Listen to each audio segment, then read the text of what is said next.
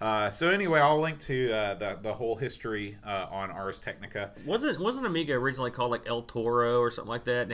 I remember reading that somewhere. It sounds like a lawnmower. That's what they said. That's the reason they changed the name. Oh, really? That's what I remember reading. They were great. called like Toro peripherals or something like that. Maybe. Did you see the pictures of the Joy board? Yeah, there's a picture of the box in that Rs. It looks like a scale, like a. It was for the old scale. 2600, right? You know what that? I think that was what they were. It was anything with that DB or not DB. Is it DB9? Uh-huh. Yeah, anything with that output. I would love to know if anybody out there has ever owned one of these, or maybe has one now. Drop us a line and let us know if they were any good or not, if they were fun. Because I've seen these things, I'm always like, I don't know. I mean, until the Wii and the Kinect stuff came around, I mean, all these wacky peripherals Yeah, they came motion out. control was definitely, everything. Do you remember for the NES? Oh, what was it called? It was called the U-Force. Do you remember this? I don't think so. And it was like, if you think about like a clamshell design, like a laptop. Yeah. And you put your hands into kind of the space. Oh, I think I do. And you can move your hands Yeah, around, yeah, and yeah. cause things to happen on screen. None of the actions that happened on screen were what you wanted Did to the have inside of the happen. box have sort of like a grid pattern? Yeah, yeah, yeah. I've seen that. Yeah. We had this thing for the NES. My brother had it. It was like a, I don't know what it was called, but it came with this track and field game, and you'd try to run on it. Oh, the power pad. Oh my god, that's the most. That was like, you know how tired you get playing decathlon with a joystick. That was the decathlon of your whole body. Right. I've never been in such pain. So eventually, we would just lay on the ground and just beat the little spots with our hands. That's what the real pros It was do. like super track and field. You had buttons the size of your hands. You could just go to work. Yeah. Those wacky old peripherals, though, for the most part, They did not live up to their expectations. and it's been years and years and years, and we could go into the Power Glove and all this other crazy stuff. But I mean, very few. I'd say the light gun's the exceptions, the wacky peripherals. I think there was a thing for the Atari you could use your mind to control. Oh yeah, it. yeah. Remember that? So I'll give Nintendo credit for the Wii and to a certain degree the Kinect and the Move. Mm-hmm. They've pulled that stuff to where it's not that popular, but it's feasible. Right. At least you're having something that approximates the amount of fun that the people on the box are having. Yeah. Very good. Very good. All right. Well, let's go on to our game of the week. Lionheart. Lionheart came out in 1993. Was designed for the Amiga by Thalion Software. And I wondered when I saw that, Lion is part of Thalion. Ooh. And I wondered if that was part of that, I don't know. I I didn't see that anywhere, but that's a good catch. Yeah. Duh. So just a little bit about, you got anything about Thalion? They were founded by former members of an Atari ST demo scene in '88. Remember, the demo scene was a big deal back in those days. A lot of game guys came out of the demo scene, and these guys came out. It was in Germany. I'm not going to try to... It says here, Gütersloh. You ever heard of Gütersloh, Germany? I'm sorry, Germans. I swear to you. No, I think that's pretty good for your pronunciation, though. I didn't realize how many games they'd released. A Did ton. you? And the funny thing is, like, let me read down. Let me get on the list of some of these games. I mean, the funny thing about it is, I remembered one game from them, and it's this one, right? But they released.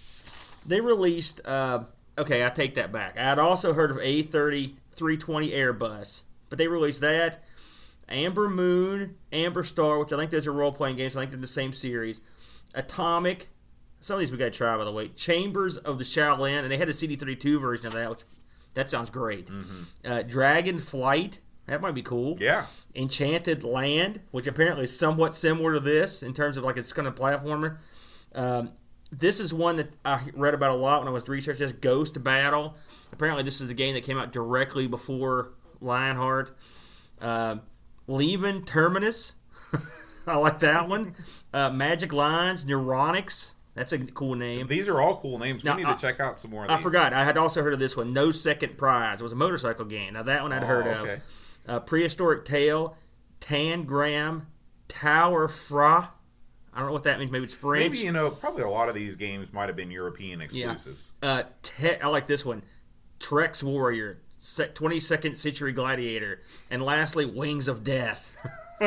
Now, some of these sound pretty awesome to me, but I know if you look into the menus in Lionheart, there's an info menu, and it basically says, in no uncertain terms, like the Amiga is pirate ridden, and this game we're testing the waters, and if it's heavily pirated, then there won't be any more games on the Amiga from us. That's effectively what they say. Mm-hmm. This game was actually very successful, but they shut down in '94. So, right. Well, they were kind of coming in at the end of. Well, this was definitely. I mean, they shut down in '94. Maybe because I'm sure. When do you think the ST ended production? I have not a clue. I had very little exposure to the ST. Because if these guys were Amiga ST kind of guys, I'm sure that by '94 the ST was on its last legs too, and maybe they just kind of ran out. They couldn't make the jump for whatever reason to publish them for more console things. Who knows? You could be right. You could be right on there. But so they had from what I read, they had a few hits out of that batch. I think their biggest hits were the Airbus game, Lionheart, and no second place, or that's it. That were the big hits. Now, I mean, other people like other stuff. They may have been more successful in other areas, but from what I was able to find out, most of their games didn't sell that well. And again, since I've never heard of most of them, that doesn't mean they're not good. I've never heard of them. So right. I was surprised they had that big of a back catalog. So the actual game itself, it came on 4 discs, which I was surprised to read because it just didn't seem like it was a 4-disc game. It's huge. And it's probably because I saw maybe 1/100th of the content because it's also very difficult. I know the walkthroughs on it were clocking in around 2 hours, and that was someone that knew what they were doing. Wow. I've played it quite a bit. Of course, I'd played it in the past, but I turned on the invulnerability last night and just to experience all the levels and played it for hours. And didn't get to the end. It was just they give you a lot and a lot of varied gameplay, which we'll get into. Mm-hmm. It's I guess the game takes place in the land of the cat people, called David Bowie. Yeah, and they're threatened by this dude named Norca. Norca may also be a lady. The player character is the guy, your guy, who I thought was a girl, to be honest with you, when I first played this game. Really? Yeah, I thought. What gave you that? Was it the hair? Yeah, the hair, the long flowing locks. The fact that you read a bit where it said his girlfriend was all jacked up, that didn't deter you from... No, I passed by it. Uh-huh. So what's it with you in intros? Yeah. You skip right past it. I just want to get into the action. So anyway, he I guess you're in the intro sequence. You're on a flying dragon. Yeah. Tell me about that because I never saw it. It's stills. Okay, so it's stills. It's not a cinematic. It's not like Super Frog. No. Okay. No. Okay. And basically, the first scene that I saw was him standing in front, and there's some text on the bottom, and it says, "I guess I've got to go through the swamp," or something like that. Yeah, because his dragon basically got taken out of play by a flying boat. No pun intended, boat. So the gameplay is your kind of standard platforming, swing your sword, kill the monster kind of game. But the control mechanic itself, I think, is kind of unique. Because in most games, pushing the button activates your weapon. But in Lionheart, you have to push the button in conjunction with pressing a specific direction on the joystick. Yes. And that's what makes it unique, and what separates skilled players from non-skilled players. Yeah, I would agree because with that. I can see, sometimes I'd luck into a maneuver where I'd jump up and I'd come down on somebody's head, and then I'd swing to the left and eliminate another monster, and I'd be like, "Wow, that's cool." But I just don't have the skill necessary to do that on a consistent basis. Well, the key, really, that's the key to this game, isn't it? It's this game has two major you need to have two major talents to be successful at this. One, the ability to jump with pinpoint accuracy, and secondly, the ability to understand and use the attacks. As I recall, if you hold the button and hit up, your guy does this kind of swinging attack, and then if you hold down, he does a foot sweep sort of a thing, and if you kind of push forward, he just does a forward swing, and his sword length. Not to disparage the guy, but his attack length isn't very long, so it's tough. And you got to get in close to get to some of these guys. And some of the enemies are, they're very cunningly designed. These guys, on the first level, you've got guys just jumping come out of the air, and combinations of guys are coming downstairs and stuff, and you have to be very meticulous about where you stand when you see this stuff coming, and you've got to make quick reactions because, like Boat said, you can't just hit the button and you just whack the guy. You've got to hit the button and maybe hit the joystick in the proper direction to get the sword swing you need to kill him, an overhand swing or a side swing, or a sweep. It can be tough to understand, and the way the game is set up.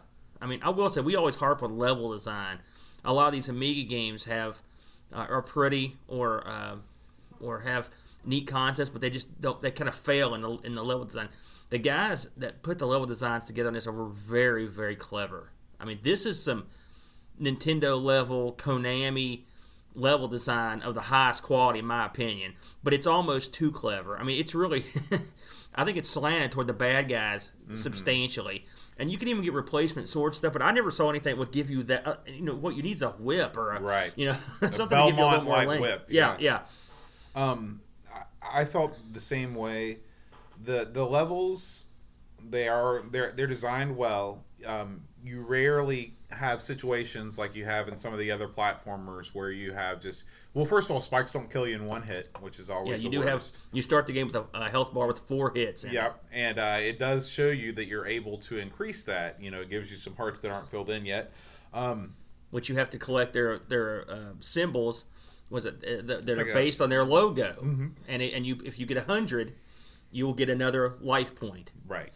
I did not do this often, and only when I cheated could I get 100 of these things. It's not, and the thing is, once you use a continue, you lose them all. Right. This game suffers from the same thing that so many of these Amiga platformers suffer from, is that they don't ramp up the difficulty in a way that is pleasing to an audience that is me. They made it way too... The first level, you should be able to complete the first level of any game. That's the way I see it. The first level should be, here's the controls, here's how you move through the levels, here's what the power-ups are, have some fun, and we'll see you in level 2. This level, every time that I played this game, the reason why I died was because I couldn't figure out how to make a jump, or whether I was in the right place to make a jump, and I'd just fall in the water and I died. Was it that? Let me guess. One of the places you died was on the first level where there's 2 platforms above you, and there's a little pool of water right between where you need to go, and you would hit your head and fall in. Right? Did you see that? I saw that one. I died there. You have to be very pinpoint on that jump. That's there's also another one where there was a spinning, this little spinning platforms. Yeah. And you have to jump on that but the thing never stops spinning. You have to hit it with your sword. See, I didn't know that. Yeah, you have to hit it with those. This game has some of the most clever puzzles in it I've ever seen. Now, I played through the majority of the game. Again, I cheated. And another thing weird about this game is it has no score. Odd. Didn't you think that was a strange omission? I didn't think that was weird because, with a platformer, you'd think that you'd want to rack up that high score. Yeah, I thought that was odd. That was an odd omission, and maybe there was some graphical reason that I don't know. I don't know why they do it, but this game has some awesome puzzle elements. For example, of course, like Boat said, you've got ledges that spin, and they'll occasionally stop, and you jump on them. You have to get off them before they spin. Then you've got little platforms that spin all the time until you hit them with your sword. You've got X amount of time to get off of it to hit the next one. It means you got to jump on it, hit the next one with your sword, and you get up to that one. Then you've got levels where these lizards jump up out of the ground and they stick their tongue out at you, and you have to jump up on their tongue. Their tongue is part of it. The most diabolical one I saw were these blocks that went around on a rope. You've played plenty of Mario. Blocks on a rope. You just hop on it and you ride. Not these blocks, brother. Every time they hit a corner, they do a complete revolution, and you fall off. So you've got to jump straight up while moving sideways and land back on it. And when you've got rows of 3 or 4 of these things, holy smokes. I can tell you right now, folks, and this is one of those games much like Shadow of the Beast, where just because you've got the invulnerability turned on, don't think for a minute you're just going to walk through this sucker. These jumps are hard. And then you've got Some of the other aspects later on, there are little bullets that come out of these plants. There are giant rolling balls that will come down and try to run you over. There's a fire level with lava. And when you jump on these certain platforms, they just turn to ash under you, and so you have to be very quick to get through them. There are levels where the water will rise, and you have to get through a place that will be submerged in a minute and get out before the water rises up over your head. I mean, these guys went to work on the levels. I mean, I give them all the credit in the world. They are very clever, and they're difficult. I'd like to meet the guy. I read that if you get through the entire game without using a continue, you get the special ending, all right, the good ending. If you use continues to get through the entire game, you get kind of the bummer ending, all right? If anyone out there has gotten the good ending without cheating, please, I would like to send me a picture of you just with your hand raised in triumph. Because, holy mackerel, man, I'm like Boat, and I've played this game for years. I can get to the first cave. I can kill the insect, right, the bug that shoots the other little bugs. I can get past them. That little part where I was telling you about where it's hard to jump across, I can get past that. But, I mean, once you get to that second insect cave, which I've gotten there without to cheat, that's tough to get out of. That second insect cave is tough. And I've never gotten out of there intact without cheating. And when you don't get that far, you miss so much more of the game. There's so much more. Now, pundits, argument types would say, hey, they made games harder back in the 80s, and that's just the way it was. And they're right, I think, to a certain degree. But, man, I mean, I guess if you're like, it's the same sort of like a Contra thing. You've played a lot of the NES stuff. This is a lot like a console game to me. How did this stack up in terms of difficulty with some of the games you put on the NES? Well, all the best games, the best in quotes games that the people talk about on the NES, platforming, side-scrolling platformers, they're all difficult, but I think that it's all about the length of the levels. Like take for example Castlevania or Contra, these both Konami games. They are fiendishly difficult. One-hit kills in Contra. Castlevania just maniacal jumping platforming sections, but you never feel like you don't know where you are in a level, and you never feel like you've taken a wrong turn and you have to backtrack. Mm-hmm. And a lot of these Amiga platformers, they came out around the same time that games like Sonic and Mario did, and especially like Sonic, you could go. There were branching pathways and levels, but the levels, were short. So even if you did, get to a spot where you had to backtrack a little bit, you didn't feel like it was a chore getting back to where you were before. Versus this, they kind of tried to make the best of both worlds. They're like, let's make a really difficult game and make the levels really huge to encourage exploration. And it just turns into a frustrating exercise to me. For gamers back then, if the Amiga was all you had, maybe you just got used to this and maybe you expected it. Maybe you wanted a game of a certain caliber of difficulty that was different than what console gamers of that time wanted. Yeah, I think that's part of it. I really do. I think that and also you got to think kids weren't buying. I mean, here we are. It's an embarrassment of riches, mm-hmm. right? We've got all these games. Mm-hmm. We've got all these games have been being made for decades now. So we've got tons of them. We can both play anything we wanted all night long. Mm-hmm. Back in the day, you'd buy this, you'd plunk down your $50 US or whatever it costs, and you'd get this home and you might play it for a month. This mm-hmm. is your game for the month, and so you would have a lot more motivation to stick with it. Yeah. So I think that's probably part of it. But maybe maybe I'm old that I'm no good at it. Platforming is not my bag. I know it's more your bag than it is mine. But I think that I'm sure that's at least some of it. Yeah, I will say that this game features what I consider to be, especially growing up and reading like Electronic Game Monthly and the other game magazines that were out at the time, this kind of exemplifies what I consider to be the Amiga graphics, where you have the parallel scrolling, you have very brightly colored backgrounds, lots of pinks and blues, but then your foreground is very kind of vegetative, just kind of like organic. That's the word I'm looking for. It's funny you should mention it because I found a lot of backstory on this game when I was doing some research, and in an interview I found they asked Eric Simon, who was the one of the head guys there, he said, "We want to finally develop a truly perfect action game for the Amiga, with both with nice graphics and a rousing sound and a playability that is not in front of the Japanese competition." So basically, they wanted something. They wanted, effectively like a Mario type game or something that could show off the system. If you read it, I found a really interesting interview with the guys that made the game, and they basically, a lot of the guys that programmed it wanted to work on consoles, and the main reason is the Amiga had memory, which most consoles didn't have, no consoles at the time, and so you could load more background images and animation, but in every other area, consoles were ahead, like in sprites, color, scrolling, levels, and sound channels. This is from the horse's mouth. And these guys, I think a lot of this team went on to work on like some console stuff. I know one or two of the guys in particular went to work on some DS stuff. So I guess they got what they wanted, but if you consider what they laid down in front of you here, I always thought this was an AGA game for years and years, and then I was like, wow, this is an OC. If you've got a Mega chip RAM, you're good to go on this. And to imagine that they squeezed this out of the Amiga, it's very impressive. Yeah. Now, what did you think of the main character himself? A lot of people, there's a lot of talk on various forums and stuff that the lead character runs like a doofus and looks like a goof. Your response?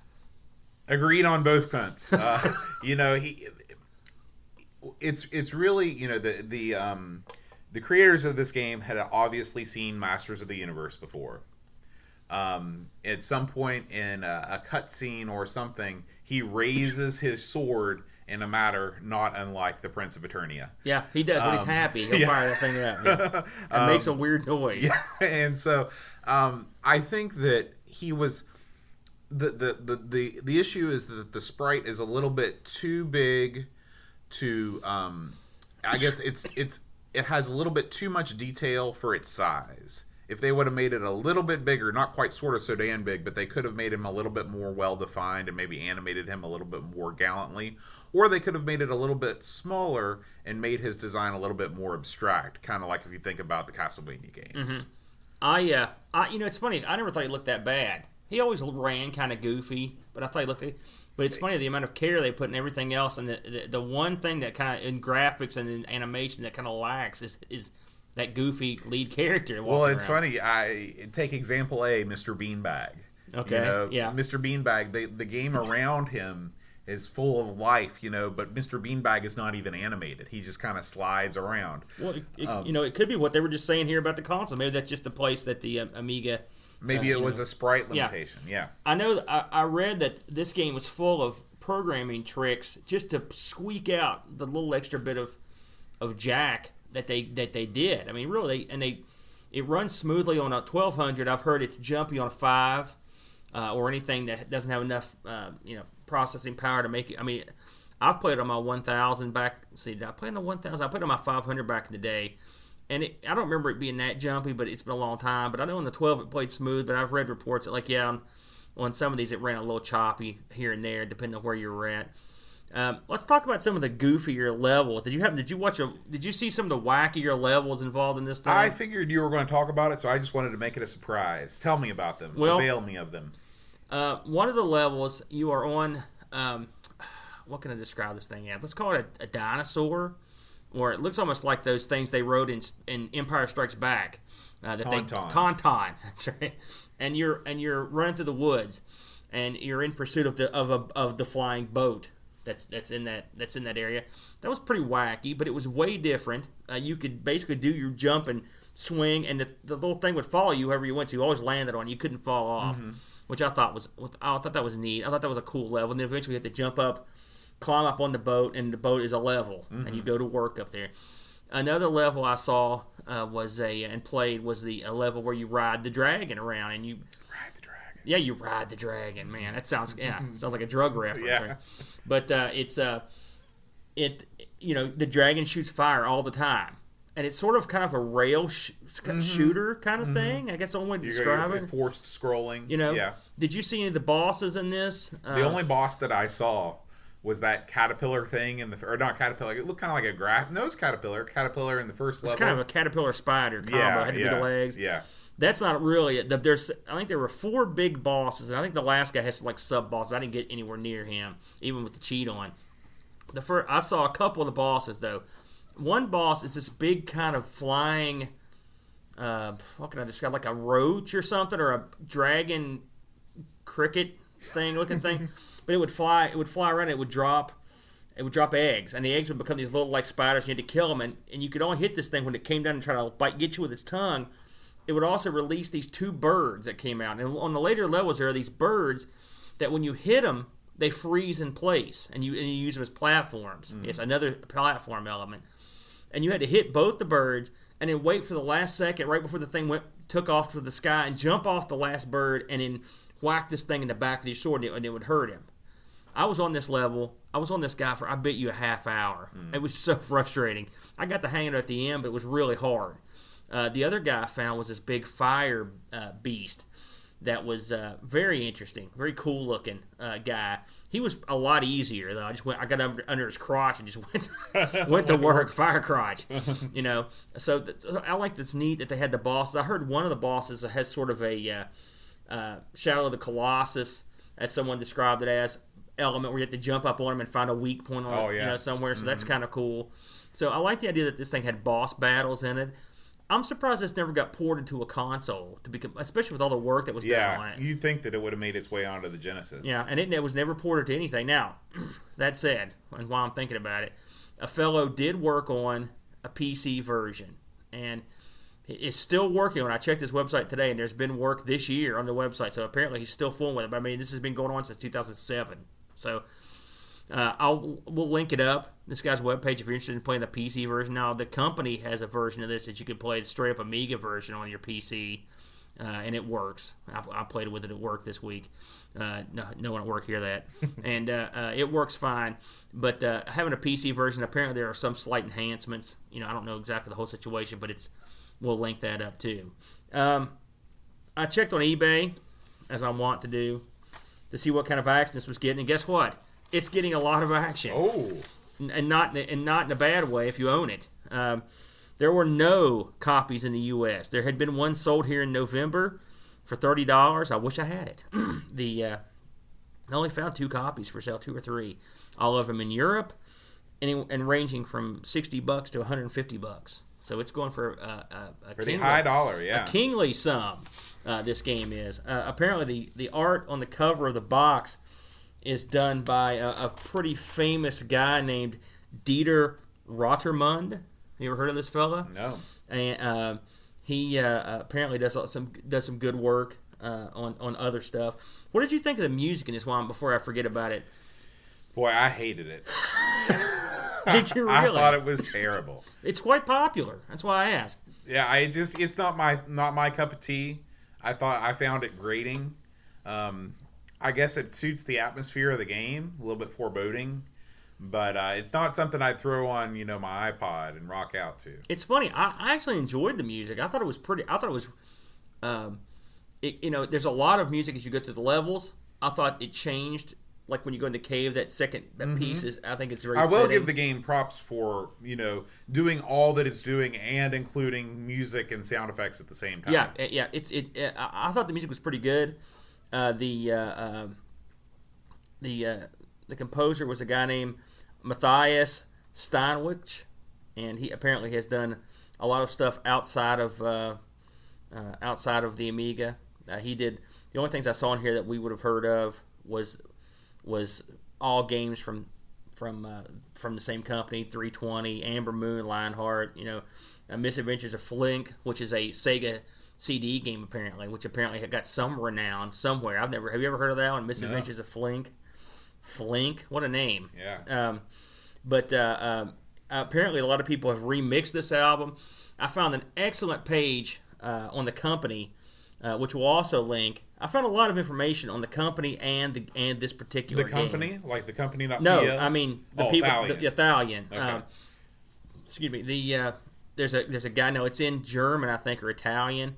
But thanks to the magic of Google Translate, it becomes mostly clear to you. And they've got lots of press stuff, pictures of a reunion these guys had, all sorts of stuff that is very interesting and very meaningful if you're into this sort of thing or any of their other games. So we'll put that in the show notes. Yeah, as well. I did find a Thalion web shrine, which is that might be it. Yeah, if it looked exactly like a GeoCities page from 1996. Then that was the Thalion web shrine. It was part of a web ring. Remember when web rings were king? I had pages in a web ring back in the day. So it's information. That site, though, as goofy as it looks, it's very information heavy, and that's the important thing. Yeah, they had all kinds of interviews. I got a lot of stuff that I found a lot of stuff out about the game just from reading that.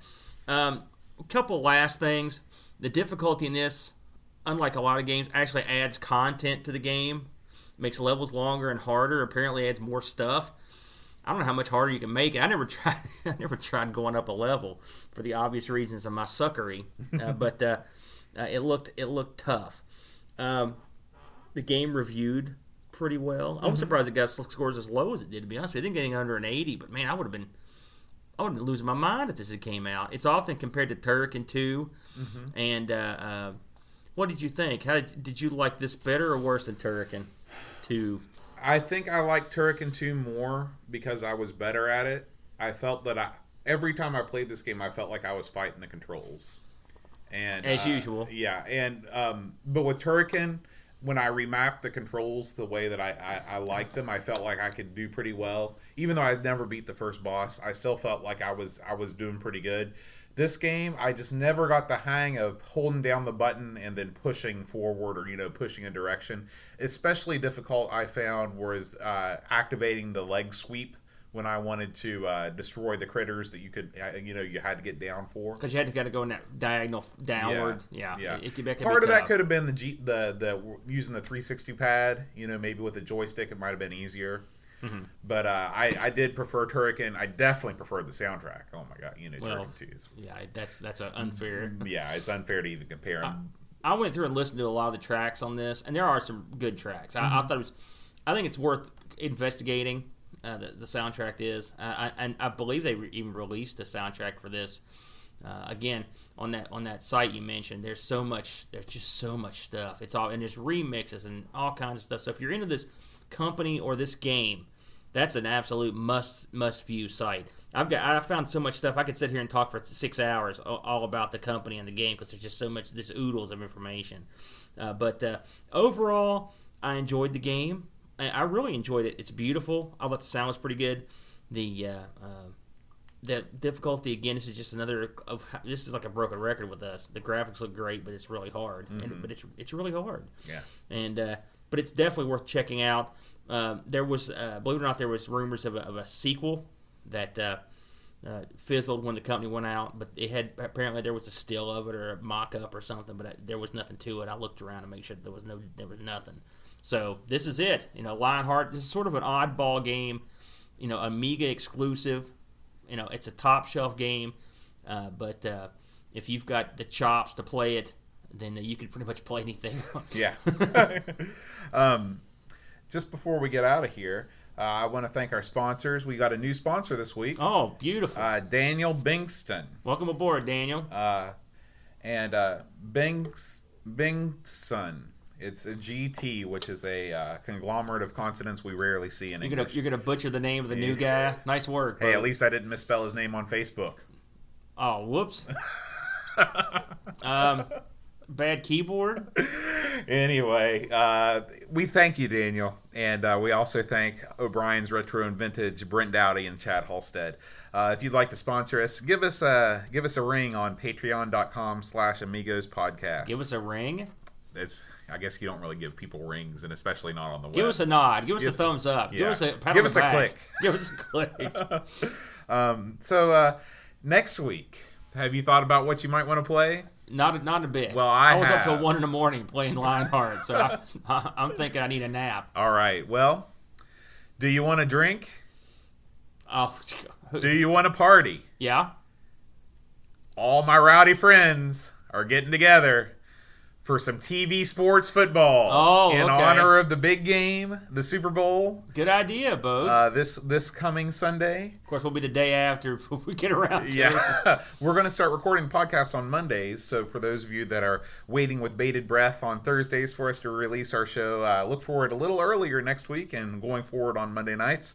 We'll have a full recap of the game with all the box scores. I'm just kidding. We won't infuriate our overseas listeners. Are we going to play the American version of TV Sports, which was didn't they release that as Monday Night Football, or are we going to play the TV Sports version of TV Sports Football? Well, that is a great question, and let's answer it right now. Let's live look at on both the air. of them. Okay, we'll look at both of them. Because they're both the same except for some extra crap. So what the heck? We'll stream them both, and you can check out the differences.